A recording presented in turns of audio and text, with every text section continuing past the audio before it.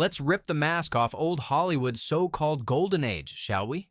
Because before censorship locked down Tinseltown, movie theaters were showing films so wild they had parents clutching their pearls and censors in full meltdown. Forget polite society. These movies kicked down the door and dared you to look away. Which movies made 1930s audiences gasp, protest, and line up for more anyway? And what exactly did the studios sneak past the moral guardians of the day? Well, brace yourself. Some of this might just surprise you. The Trial of Mary Dugan, 1929. There's something almost deliciously ironic about a movie getting banned for being too real.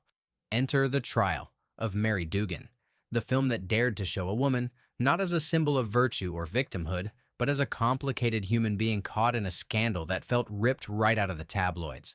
Norma Shearer, usually the silver screen's picture of sweetness and sympathy, suddenly stepped into the stilettos of Mary Dugan, a chorus girl, and yes, the unapologetic mistress of a married man.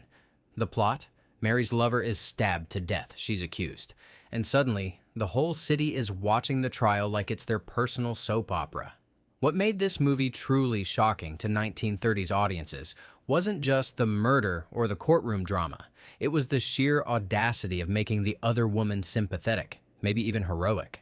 The film paraded infidelity, wealth, and female independence so openly that censors in cities like Chicago freaked out. The local board slapped it with an explicit rating and banned it outright, launching a firestorm of headlines and moral outrage. But you know what happens when you tell people not to watch something? Suddenly, everyone's desperate for a ticket. The film's notoriety ballooned, critics fumed, and audiences packed theaters wherever they could. Catholic leaders, especially Father Fitzgeorge Dineen, vowed to teach some people in this town a lesson, railing against Hollywood filth. The fallout was so intense that Dineen ended up helping write the very production code that would eventually put Hollywood on a leash.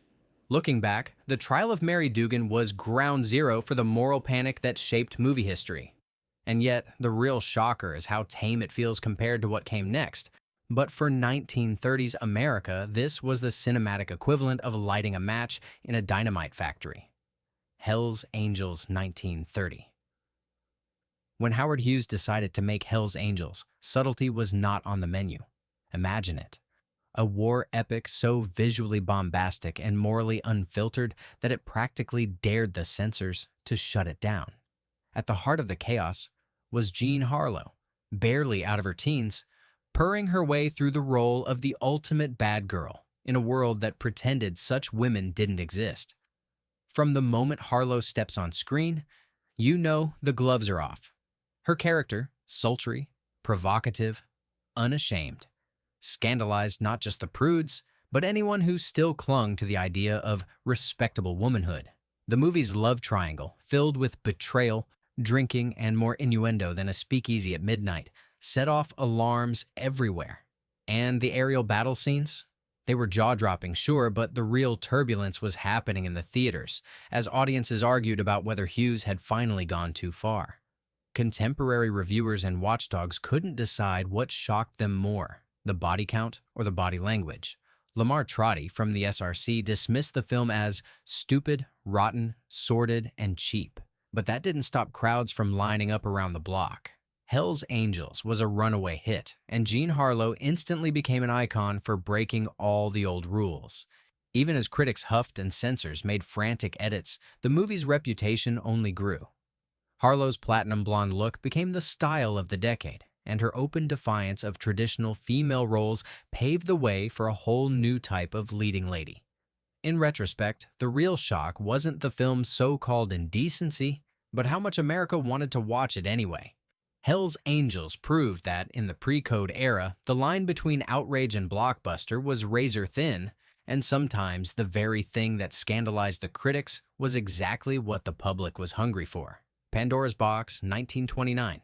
If you ever wondered when Hollywood first dared to flirt with taboos so brazenly that censors started sweating bullets, look no further than Pandora's Box. This German import, starring the magnetic Louise Brooks, waltzed into American theaters and immediately set off alarm bells, not just for its shadowy expressionist visuals, but for the way it smuggled audacity right under the noses of 1930s audiences. Louise Brooks plays Lulu, a cabaret dancer whose whirlwind of desire leaves men ruined and polite society in tatters. But the film's real powder keg is what most censors didn't want to say out loud. Open hints of same-sex attraction. The character of Countess Augusta, hopelessly smitten with Lulu, was one of cinema's earliest and boldest suggestions of a lesbian relationship, at a time when that was considered not just improper, but downright dangerous. It wasn't just the queerness that rattled audiences. Brooks's Lulu is the anti-heroine personified, reckless, unapologetically sensual, and totally unpunished. Critics called the film decadent, and religious groups quickly demanded bans or heavy cuts. Yet, for every shocked moralist, there were twice as many viewers transfixed by the honesty and the sheer nerve of it all. Of course, Brooks became a legend, but at the time, her performance made Hollywood nervous. Some theaters refused to show the film. Others ran it after special advisories, warning audiences of its corrupting power. Ironically, all the outrage only made Pandora's Box more notorious. Underground screenings and whispered recommendations kept it alive as a cult classic. What's wild is how the film's influence still echoes. Brooks's bobbed hair became a style icon, and the ambiguous, complicated women of the pre-code era owe a debt to her fearless Lulu. For 1930s audiences, though, Pandora's Box was a bombshell, a challenge to everything they thought was safe in the dark. And let's be honest, once you see Brooks on screen, you totally get why everyone lost their minds. Call her savage 1932. There's a reason they called Clara Bow the It Girl. And in Call Her Savage, she proved she could still scandalize a nation even after Hollywood had supposedly tamed her. This movie doesn't just toe the line of what was acceptable in 1932, it laughs, kicks, and does the Charleston all over it. Bow plays Nasa Springer, a tempest in human form whose life is a non-stop parade of wild nights, forbidden romances, barroom brawls, and just for good measure, a few truly jaw-dropping moments that had audiences squirming in their seats. This film was notorious even before it hit the screens. Gossip columns hyped it as Clara Bow's comeback, but no one was ready for how ferocious her return would be. There's a fire at a nightclub, a brutal marriage, runaway affairs, and scenes so charged with implication that censors in several states demanded cuts before the first showing. Add to that some ugly racial stereotypes and plot lines that wander into truly controversial territory at a time when studios were already feeling the pressure to clean up their act. It wasn't just the content. Bow's performance is like a lightning bolt, raw, unfiltered, and totally unrepentant. She slaps, shouts, seduces, and suffers, all in the span of about 5 minutes. The movie asks you to sympathize with a heroine who refuses to apologize for her desires or her anger. A far cry from the obedient ingenue studios would start pushing just a few years later. Critics howled, censors protested, some theaters flat out refused to run it. But moviegoers, they were hooked. The controversy fueled the box office, and Bow's myth as a rule breaker only grew. Call Her Savage was a last gasp of cinematic freedom before the curtain fell on the wildest instincts of old Hollywood.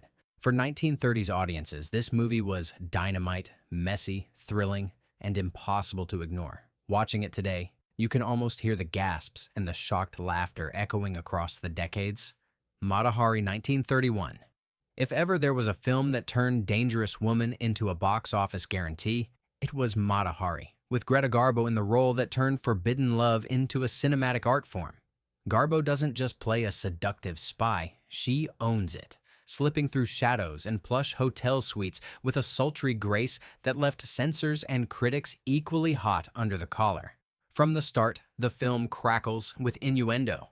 Matahari is introduced dancing in a scandalous costume by 1931 standards, practically a declaration of war on decency. The camera lingers just a little too long, and the glances between Garbo and her parade of admirers leave no doubt about what's going on behind closed doors. There's a love affair with a young Russian officer, a betrayal, and a fatal double-cross classic melodrama with the volume cranked up to 11. The censors pounced. Bedroom scenes, even if they faded to black before the fireworks, were enough to get the scissors out in multiple cities. Religious groups howled about the immorality, and newspapers printed breathless warnings to protect the nation's virtue. And yet, audiences flocked to see Garbo flaunt every rule. The lines outside theaters were longer than the complaints to City Hall. But the real scandal? The film's unapologetic message. A woman could wield sex and secrets as weapons, and she didn't have to answer to anyone. Garbo's performance was so magnetic that even her critics were forced to admit her power. It was dangerous, yes, but it was also mesmerizing. Matahari became an instant sensation, cementing Garbo's reputation as Hollywood's most alluring rebel. For the 1930s crowd, it was both a forbidden pleasure and a public spectacle. In the end, the movie did exactly what it set out to do: shock, seduce, and remind everyone that the line between art and scandal is sometimes best left blurry. Redheaded Woman, 1932. There are movies that push boundaries, and then there's Redheaded Woman, a film so gleefully defiant that even its own studio seemed shocked by what they'd unleashed. Jean Harlow's Lil Andrews is no damsel, no ingenue. She's an outright agent of chaos, a working-class girl who knows exactly what she wants and how to get it. And in 1932, what she wanted was a rich man, a fancy house, and absolutely no apologies. Harlow kicks down the doors of polite society, seducing her married boss, climbing the social ladder one affair at a time, and flaunting her ambition with a wink that made censors reach for the smelling salts. What made the film even more jaw-dropping wasn't just the subject matter. It was the sheer delight Harlow's character took in her own wickedness. She's not punished or reformed, she wins. In an era when Hollywood was already feeling the heat from moral crusaders, this movie practically dared them to try and shut it down. Audiences gasped, critics fumed, and state censors hacked away at scene after scene. The film was banned in the UK and faced boycotts across the US. The infamous locked bedroom door scene, the undressing behind a see-through curtain, and the infamous moment with a bottle to the head, these all sent a message that this was not your grandmother's romance. But here's the kicker. Redheaded Woman was a box office smash. Ordinary viewers, fed up with Depression-era gloom and doom, reveled in the spectacle of a woman who simply refused to play by the rules. Harlow's performance was electric, her wisecracks sharp enough to slice through the stuffy moral code of the day. In the end, the movie's audacity forced the industry to confront just how far things had gone, and how much audiences deep down craved something real, messy, and a little bit dangerous. Redheaded Woman didn't just shock 1930s audiences, it made them cheer for the villain. And Hollywood was never the same. Babyface, 1933. If you want to see the moment Hollywood censors officially lost control, just cue up Babyface. Barbara Stanwyck stars as Lily Powers, a character so unapologetically ambitious, so ruthlessly clever, that even now, her story feels like a hand grenade tossed into a room full of glassware. In 1933, she was nothing short of a national emergency. The setup? Lily, stuck in a dead-end life and mistreated by almost every man she knows, decides she's done playing nice. Armed with little more than brains and raw nerve, she climbs the corporate ladder at a New York bank the only way she knows how, using men as stepping stones. And Hollywood didn't even try to sugarcoat it. Scene after scene, Lily manipulates, seduces, and discards her way to the top, each rung on the ladder punctuated by a new office door and a knowing look. The original script was so brazen that the studio was forced to reshoot key scenes after the censors threw a fit. Even then, the finished movie was nearly banned. Critics called it an outright endorsement of vice. Religious groups went nuclear. State boards chopped out anything they thought was even close to explicit. But nothing could hide the underlying message. Lily isn't punished, isn't shamed, and never apologizes for wanting more. For 1930s audiences, this was both a scandal and a revelation. Depression-weary moviegoers were captivated, even as the powers that be condemned the film as dangerous and morally bankrupt. Babyface made Stanwyck a legend and forced the industry to rethink just how much freedom they could give their stories or their stars. Looking back, it's clear why this film shocked even its own era. It pulled the curtain back on hypocrisy and showed audiences a heroine who played the game by her own rules and didn't lose. I'm No Angel 1933. If there's one woman who could outsmart censors, courtrooms, and just about every man in the room while cracking jokes the whole time, it's Mae West in I'm No Angel. Released in 1933, right as the code was about to slam the door shut on Hollywood's wildest instincts, this film is pure pre-code gold, brassy, unfiltered, and deliciously subversive. Mae West doesn't just star, she owns the story as Tira, a sideshow performer who's as skilled with a wisecrack as she is with a lion whip. From her first scene, Tira announces she's not here to be judged by anyone, and she spends the next hour and a half proving it. Her rise from circus act to high society heartbreaker is packed with double entendres, knowing winks and punchlines so sharp they probably left the censors bleeding. What really rattled the 1930s crowd wasn't just the suggestive humor, though West delivers it in spades. It was the spectacle of a woman who fights back and wins. When Tira sues her ex for breach of promise, she turns the courtroom into her personal stage, flipping the script on every expectation. No repentance, no punishment, just pure, unfiltered self-assurance. Censors tried to rein her in. Religious groups tried to shut her out. Even the studio bosses were nervous about what she'd pull next. But audiences couldn't get enough. The film was a hit, and West's one-liners, "When I'm good, I'm very good. But when I'm bad, I'm better," became part of American pop culture overnight. Mae West's playbook? Outrage the censors, distract them with over-the-top scenes, and sneak your real message through while they're too busy panicking. I'm No Angel is a masterclass in how to break every rule and walk away with the last laugh. The Public Enemy, 1931. If you ever want to see the exact moment Hollywood decided to show America its dark side, watch The Public Enemy. Here's a film that didn't just break the rules, it threw them out a second-story window, grinned, and poured itself a stiff drink. James Cagney's Tom Powers is the prototype for every movie gangster who came after him. Not a villain to be booed, but an anti-hero to be studied, feared, and just maybe admired. From the infamous grapefruit in the face scene to the climactic hail of bullets, this movie didn't flinch. It was raw, it was violent, and it was startlingly honest about the criminal underworld. The story follows Tom from scrappy street kid to bootlegging kingpin, laying bare the allure and brutality of the era. Prohibition, speakeasies, corruption. The film didn't just reference these, it rolled around in them, showing America a mirror it didn't always want to look into. Censors were apoplectic. How dare a film make crime look so appealing? How dare it let the bad guy have charisma, even humanity? Scenes of gunfights, beatings, and vice were snipped in some cities, and the outcry reached such a pitch that the movie almost didn't make it into theaters. But when it did, people couldn't stay away. There was a grim thrill in watching Cagney do what everyone else pretended didn't happen. The Public Enemy didn't just shock audiences, it made them question what kind of stories movies could or should tell. The legacy of this film is enormous. Cagney became a legend. The gangster genre exploded, and every would-be censor learned a hard truth. Sometimes, showing the ugly reality is the most compelling and controversial move of all. Possessed, 1931. You want controversy? Try making a movie in 1931 about a working-class woman who becomes the mistress of a wealthy man and then dares to want more.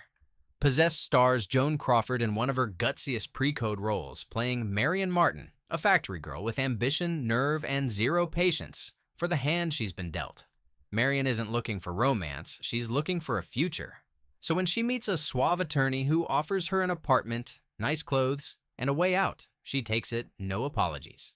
The movie follows her unapologetic climb up the social ladder, with all the complications, heartbreak, and backroom politics you'd expect. What made Possessed so shocking wasn't just the subject matter. It was the refusal to punish Marion for her choices. She wasn't a homewrecker to be shamed, or a fallen woman to be redeemed. She was real, resourceful, and flawed, just like the Depression-era women in the audience. Critics and censors panicked. Religious groups called for boycotts, and theaters in conservative towns refused to show it. But in cities where it played, the film became an instant hit. Audiences were drawn in by Crawford's raw performance and the script's clear-eyed refusal to moralize. Marion's struggle felt authentic, especially to women who were tired of seeing Hollywood pretend that financial security and romance always went hand in hand. Possessed didn't offer easy answers or tidy endings. Instead, it told a messy, complicated story about a woman fighting for her place in the world and daring to define success on her own terms. For 1930s audiences, that was more than shocking. It was revolutionary. The Story of Temple Drake, 1933. Few films rattled 1930s audiences and censors quite like The Story of Temple Drake. Adapted from William Faulkner's notoriously unfilmable novel Sanctuary, this was the movie that truly put Hollywood's back against the wall. Miriam Hopkins plays Temple, a privileged Southern belle whose reckless choices land her in a nightmare of crime, vice, and taboo subjects that Hollywood had never dared approach so directly. The plot is simple, but the fallout was explosive. Temple is kidnapped, held captive in a brothel, and subjected to implied assault and psychological torment. For the time, this was like dropping a bomb in the middle of polite conversation. The movie's depiction of sexual violence, deliberately suggested rather than shown, sent shockwaves through the industry and made headlines in every major newspaper. Censors went into panic mode. Some states banned it outright, others demanded massive edits. Why risk it? The studio knew this story was dynamite, but they gambled that controversy would mean ticket sales. They were right. People packed the theaters out of morbid curiosity and left shaken by what they'd seen. Religious and civic groups launched boycotts. The outcry grew so loud that the film's release is often credited as one of the main catalysts for strict enforcement of the production code just months later. What's stunning today is that Temple Drake didn't just provoke, it also forced a national conversation about the limits of storytelling, the depiction of trauma, and the double standards faced by women. It was messy, raw, and miles ahead of its time. For 1930s audiences, the film was the very definition of shocking. An unblinking look at the kind of horror most movies still won't touch. The Divorcee, 1930. If you think Hollywood's fascination with scandalous women is a modern phenomenon, you haven't met Norma Shearer in The Divorcee. Here's a film that looked straight at the double standard in marriage, shrugged, and handed the heroine the matchbook. Shearer plays Jerry Martin, a woman who discovers her husband has cheated. And instead of falling apart, she decides to play by his rules. The result? One of the most honest, unsettling, and radical movies of the era. The Divorcee doesn't tiptoe around its theme. Jerry's retaliation is swift. "I've balanced our accounts," she announces, a line that sent moral guardians into a full-on panic. She doesn't beg for forgiveness, doesn't pine for her unfaithful spouse. Instead, she dares to have a life of her own. Affairs, independence, emotional honesty, it's all right there, depicted with a frankness that made headlines and got the film banned or censored in multiple cities. Critics argued it would corrupt women and destroy marriages. The Catholic Church denounced it, and social reformers lined up to demand tighter controls. But Shearer's performance, full of strength, vulnerability, and a refusal to be shamed, struck a chord with Depression-era women who had seen enough of Hollywood's one-sided morality. For many, Jerry Martin became a symbol of what was possible, a woman who could own her choices and survive the fallout, no matter how high the personal cost. The Divorcee wasn't just a sensation, it was a gauntlet thrown at the feet of every so-called family values crusader. It won Shearer the Oscar, inspired a wave of copycats, and left an indelible mark on Hollywood storytelling. For 1930s audiences, it was almost too much to handle, a film that dared to show the consequences of double standards and refused to apologize for it. So, did those pre-code troublemakers go too far, or were they just holding up a mirror to the world outside the theater doors? One thing's for sure, these films didn't just shock, they woke people up, forced conversations, and left the censors scrambling. Which one would have rattled you most if you'd been there in 1932? Drop your thoughts below. Hit like if you love a little cinematic chaos, and subscribe for more stories Hollywood tried to hide. Until next time, keep questioning, keep watching, and never settle for the sanitized version.